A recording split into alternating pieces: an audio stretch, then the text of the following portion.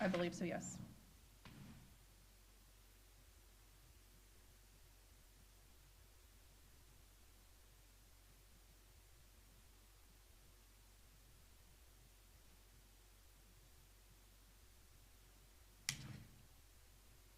So the request is also before council tomorrow for the approval, if it goes through today, to keep the embedded deductibles, for you guys make the approval to go ahead and keep those. The request tomorrow is gonna go to council to see if the county will pick up the difference instead of the employee. So it would come through. What do we pay right now for HSA we pay a certain amount for the employee upfront, right? Yes. So the county is doing their contribution toward each of those plans, and it's $750 and $1,500, I believe, and so it would just increase those. But if they don't, there's tax consequences to the individual, I believe. So this specifically is that the HSA contribution that the county does, it helps offset the actual deductible. Right. So, so before the council tomorrow is whether or not the county will fork up the taking off that offset off of the employee versus it coming out of their own individual pocket. So the policy that before you guys today for the benefit is the fact that if we keep those embedded deductibles, which we assume that that's what we want to do, we just have to do the minimum of what those deductibles are. The IRS is saying that we have to have. Right, but if we don't, then there's a tax liability to the individual if we don't update it, the way I understand it. Yes, So, yeah. that's something we need to do. Move forward with that. Yes. You wanna make that motion, Ron? Yes, I will, to make the adjustments on the HSA employee contribution. From 200 for individual and 400 for family. Family, yes. I got a motion by Ron Arnold. I'll second that. All in favor? Aye. Motion carries.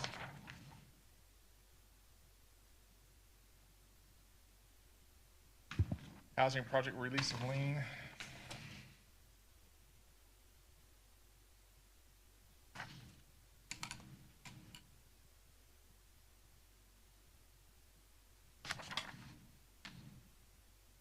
That one, I think, is just our normal procedures, that there's a release of a lien. They've got another one of their projects completed. Yeah, so it's different here. Okay.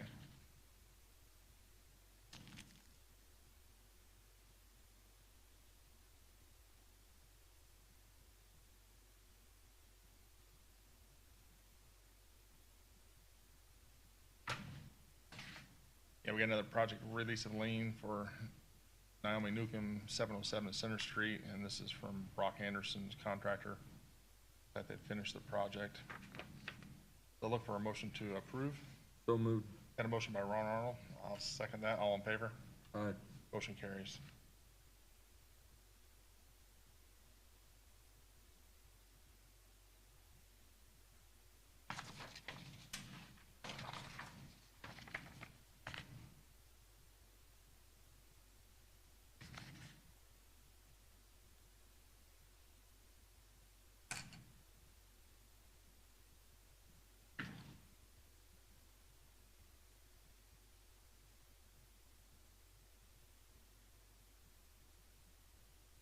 All right, we got a public hearing for EMS facility. Michelle Carrico, morning. Nice to see you all. I haven't Seen you seen you forever. guys for a while, so.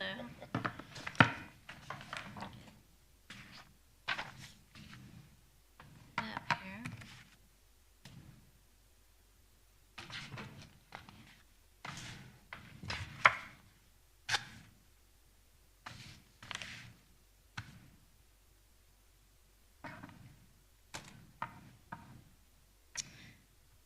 Well, I have a public hearing there this morning to help out with, and then also some documents to go along with the proposal. SIDC is assisting the county in regards to applying to the Indiana Office of Community and Rural Affairs in regards to a public facility grant program, and this would be in regards to the hospital EMS building facility. And so I do need to state a few things to start off the public hearing. It is approximately 9:21 a.m. this morning. We're here at the Daviess County Council Chambers. It is October the 10th, 2023. Can everyone hear me okay? Okay, thank you. The meeting was advertised in compliance with Indiana Code IC 5-3-1. The meeting was advertised in the Washington Times-Herald on September the 28th of 2023. The purpose of the meeting is to provide citizens the opportunity to express their views on community development and housing needs, past community development and housing activities, and of course the proposed project, which consists of obtaining grant funds for construction of a new EMS facility building, which will be located at 1411 Bedford Road here in Washington. This construction will be approximately a 4,500 square foot building consisting of multiple bunk areas, a day room, restrooms, a kitchen area, storage, and office space. There will also be a large drive-through bay area for the storage for the EMS vehicles.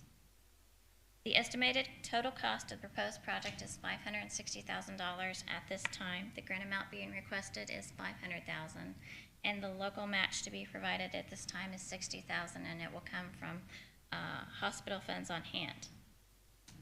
The estimated cost will include construction cost, architect fees, grant administration, environmental review, labor standards, and any legal fees. No displacement will occur as a result of the project. At this time, I'd like to open the public hearing up for any comments, any issues, why there is a need for the EMS facility building. I know the county has probably spoke with the hospital a little bit in regards to this project, and in listening to the details, there is quite an issue there of right now the ambulances are at the hospital basement area, but the full-time employees, right now their sleeping quarters are empty rooms in the hospital, is my understanding. So that is kind of a situation of privacy issues. It also becomes an issue of the time to respond to a call, getting down to the vehicles and so forth, and different obstacles. It just seems like it would be a better situation if they did have a building on their own. Yeah, I think the employees feel like though, that when they're staying at the hospital, that they feel like they're always at work, no off time. Yeah. Michelle, what was the address that you mentioned? 1411 Bedford Road.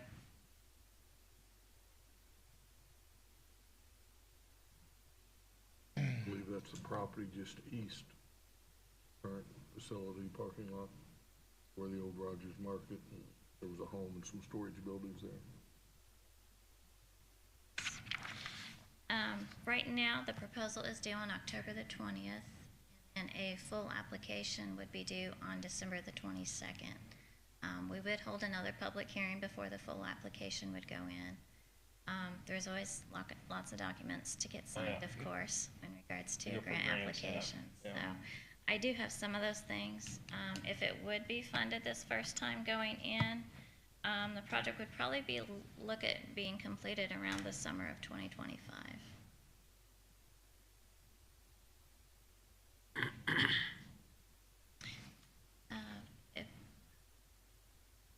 Actually, Carrie just walked in, and so and some of the others, and so we was just going through the project itself and talking about the need, and I'd opened it up for public comment. So I'd like to give the hospital folks an opportunity to comment on the need for the EMS facility, and also some of the issues that occur with your employees. I think if you would state your name and who you're with. Yeah, you would, if That you're would gonna be speak, fine. come up to the podium, yes, please. State your name. Yeah, my name's Tim Lowe. I'm the EMS director here for Daviess Community Hospital. We've been operating the EMS now since 2019, and we've been basing the EMS here in Washington out of the hospital. It's posing some operational problems for us. Obviously, if you thing about EMS, they need to be stationed like a fire department, right? So you need to have a station, you need to be ready to respond. Typically, we have a 3 to 5 minute response to get out the door. We like to be at about 3 minutes. At nighttime, about 5 minutes. So being based in the hospital, our sleep rooms are on the 3rd floor right now. And obviously at nighttime, our response time is longer than that 5 minute range. So sustainability for the city and the county, we really need to have a station where we're independent of the hospital and able to respond in that 3 to 5 minute time frame. Obviously doing 24-hour shifts as well. Hospitals are not built to have 24-hour workers. You know, it's a 24-hour operation at the hospital, but there's, you know, 8, 10, 12-hour shifts that people come in and do. So the noises, the sounds, the smells, all that stuff really is not conducive for rest for our crews. So ultimately, we need to have an independent station, be able to operate out of that station. Our crews can get their rest on their downtime, respond, you know, appropriately when the calls come in. So that's where we're at right now. We've been operating up to this point, but obviously there's issues with that right now. So Sounds good. Anything else from Ron? No, it's needed. Yeah, it's definitely needed. okay, any other questions? I don't. Thanks, sir. Would anyone else like to comment here on the public hearing record? Anybody in the audience want to comment on the facility? Okay. If there's not any more questions, I will adjourn the public hearing at 9:28 a.m. Thank you. Thanks, Michelle. I do have a couple of documents I need to go over real quick, if that's okay. Yes.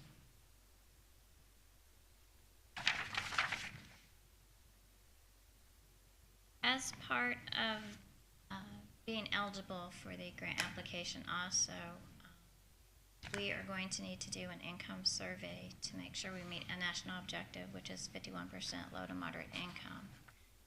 We have been preparing that, and I do have a letter. We're going to do it by mailing, and I believe it's randomly picked throughout the county for residents throughout the county, and the primary list has 36, and then since we're mailing, we're going to do a secondary of 36 folks. And that needs to go out as soon as possible because it started before the October 20th date of the proposal. So I do have a letter today.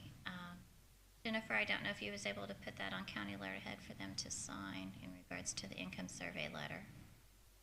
Yeah, I've got both of them right here. Okay, all right.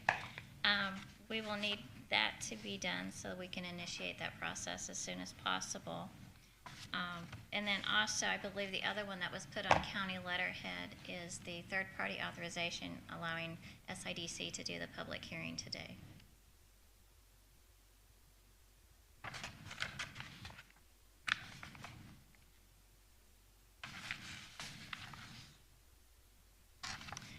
Yeah. I do have a couple other documents that are the standard typical with every grant application that we do. And that is the 4-factor analysis for limited English proficiency persons is always included in the OCR grants also. At this time, Daviess County is still under the 5%. So it's just we don't have to do a language access plan at this point. If you do go over 5% according to census data, then we would start having to do a language access plan. It is noted that Daviess County will make any effort for anyone as far as needing those in regards to public hearings or the projects that we do. We would find availability for the Spanish-speaking folks or Hispanics, non-English. Right, non-English speaking. So I do have that for signing today, if that is okay. Yep. Include in the proposal. They like to see it in the proposal as well as the application. The other 2 documents I have is just the standard disclosure report that basically just says we're requesting $500,000 at this time in the application. And then there is the Federal Funding Accountable and Transparency Act certification. They got the FFATA.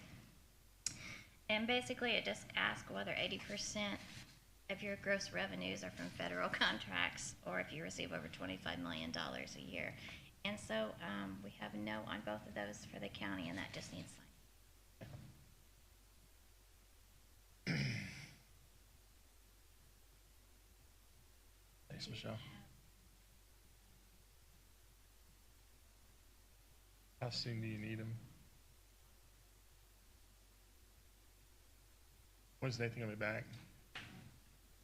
I better change it. He'll be back over the weekend. I mean, He'll if be you back. want to sign it, or I can sign I it. don't and have his name. I can sign these, and if Nathan is back, you can just print them out and have him sign it again. That's Okay. or whatever your preference. I mean, Okay. Need a motion? Yeah, we need a motion to sign Make a motion to sign all appropriate documents for the EMS grant. grant, and then we also got the letterheads. There's 3 Also letterheads. the We got letters. 3 letterheads to sign. All letters and application documents related to the EMS. EMS grant. I got a motion by Ron Arnold. I'll second that. All in favor? Aye. Motion carries. Right. This one down here's actually got my name on it, so. Okay. Thank you, Michelle.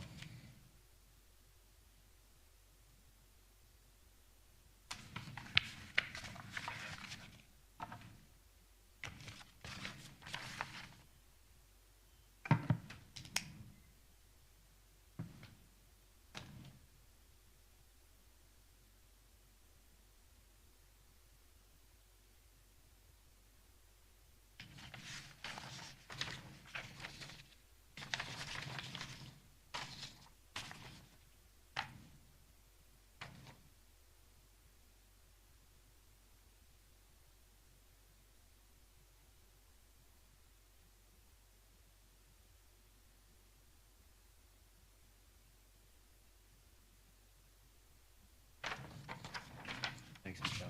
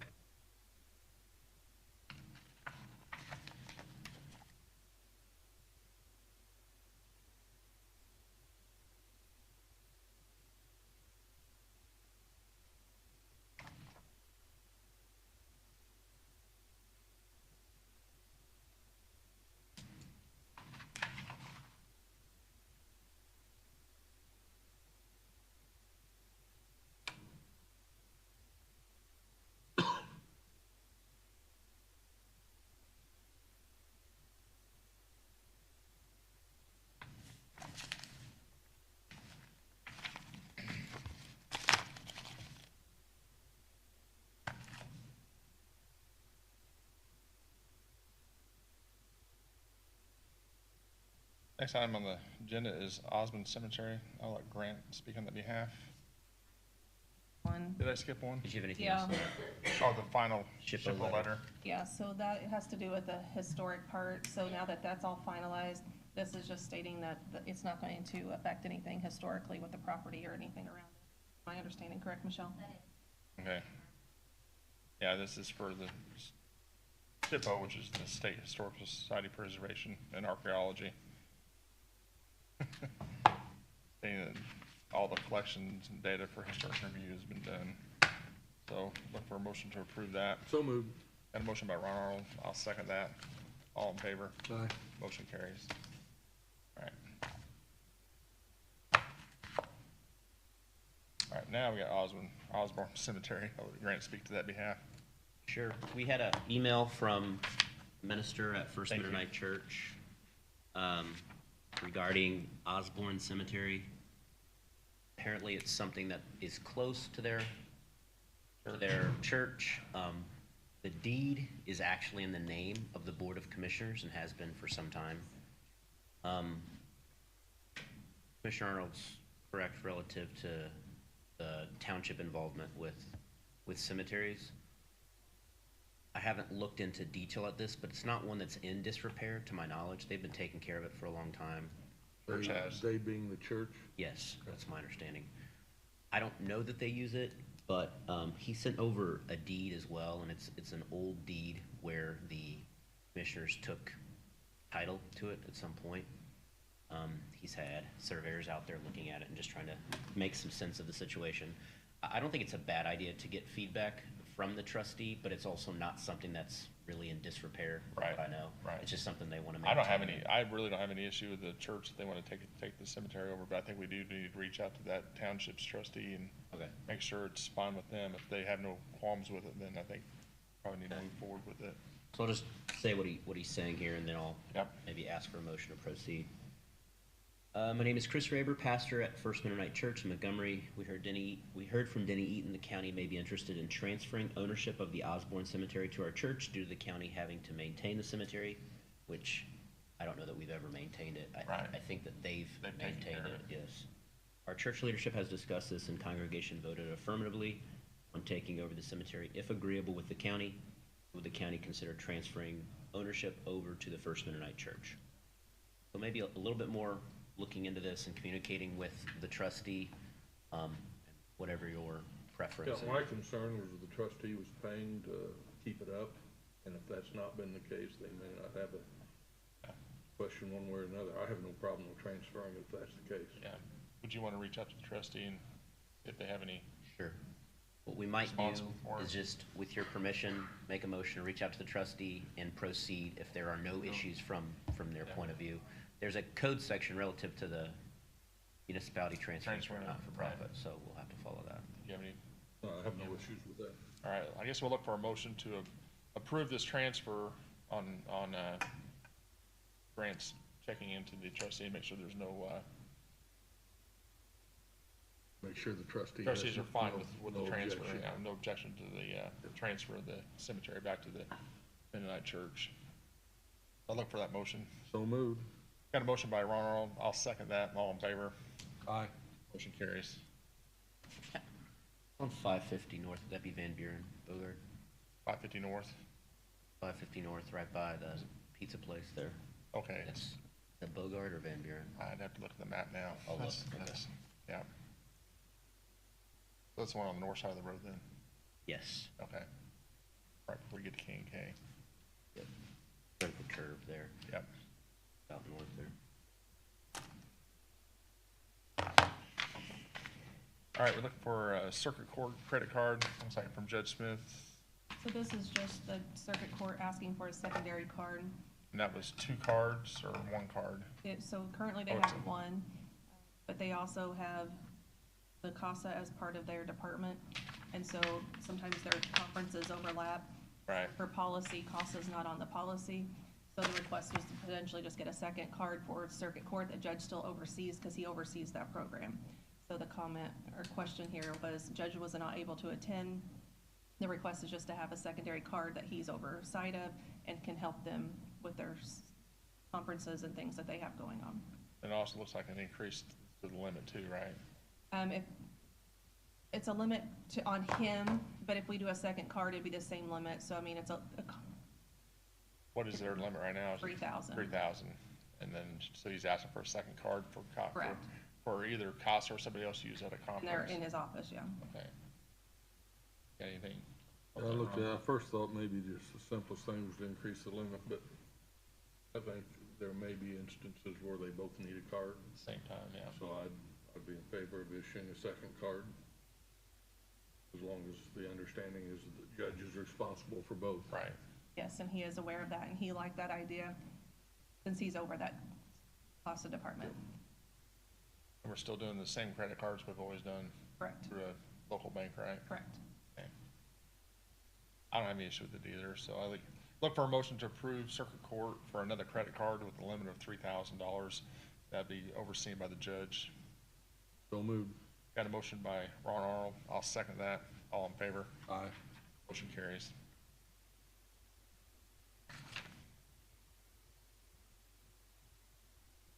All right, we got a dental rate increase on our policy.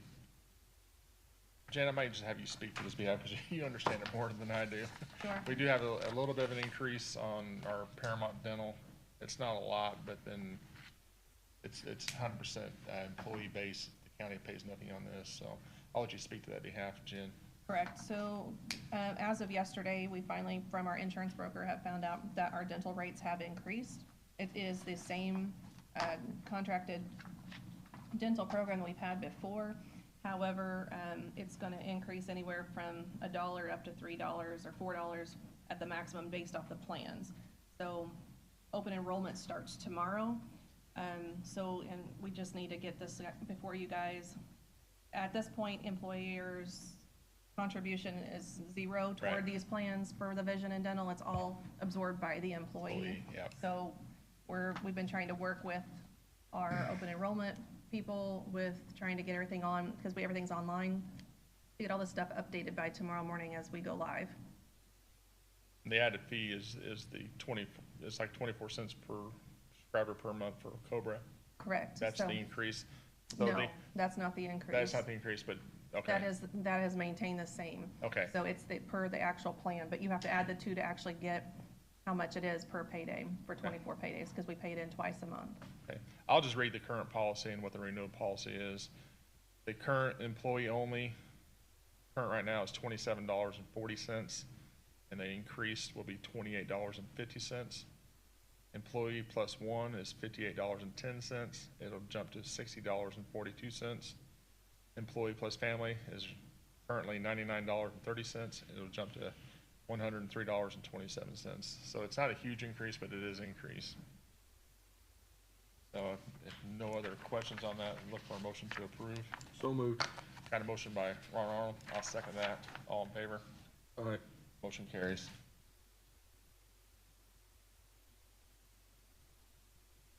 All right, we got courthouse renovation update. Nathan's not here. He's the one that's been updating most of this because I've not. Bids went out last week. Jeremy called maybe Monday or Tuesday, and those have been sent out. He sent an email last night that he's gonna have physical documents for people to look at if need be. And which we do here. have, this, they're gonna be upstairs in the auditor's office, but we'll have this room, executive board room available for people to look at them.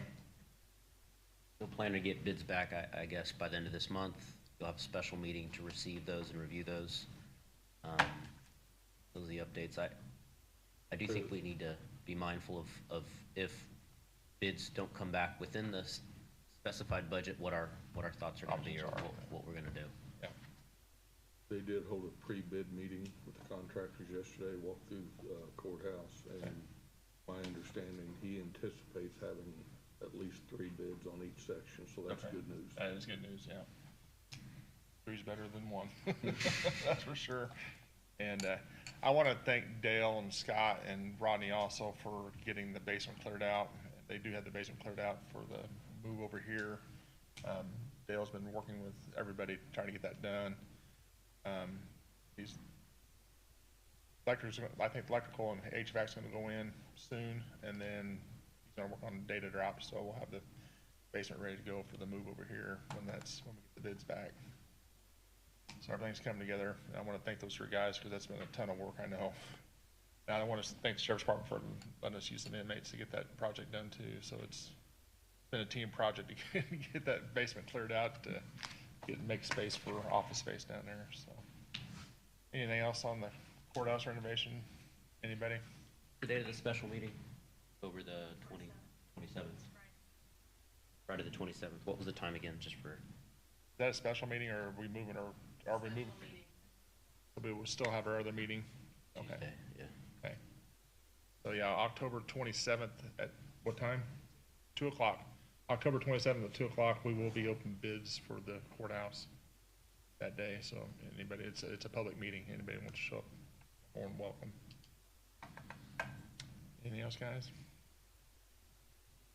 It'll be here in the commissioner's room, yes. That's correct, right? Yep. Anybody else have anything for the commissioners? Ron, you have anything?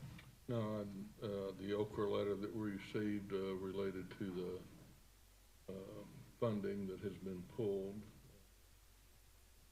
I just need to understand more. There were things in that grant that I was told was gonna be in there that didn't show up because the project had already started.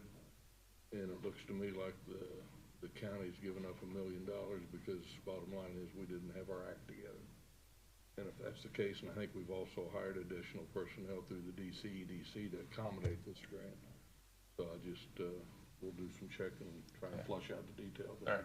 I don't like it when we kind of get sideways with Okra. It sounds like they're okay with it and that we're open to block grants now because they pulled that funding. Okay. So maybe something good will come out of it.